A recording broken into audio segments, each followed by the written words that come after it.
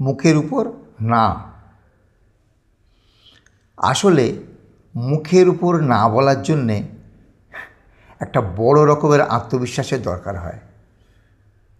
আমার মধ্যে সেটির অভাব। এই ধরনের মনোভাব আত্মবিশ্বাসের পরিপন্থী। আপনার যদি পছন্দ না হয়, না বলে দেবেন, স্পষ্ট না। পরে আসবেন, ফোন করব, দেখছি, ভেবে বলবো।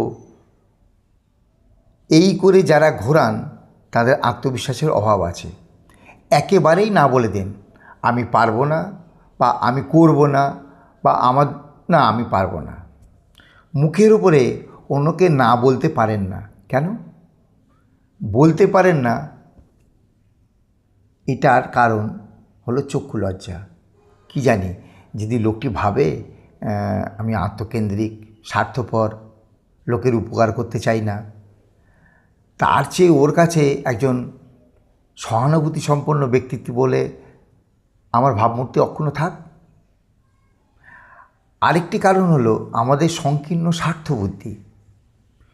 লোকের উপকার করতে প্রকৃতপক্ষে মন চায় না, করলেও আমরা সঙ্গে সঙ্গে হিসাব করতে বসি, আচ্ছা উপকার যে করব, ভবিষ্যতে ওর থেকে আমার উপকার পাওয়ার সম্ভাবনা আছে কি না।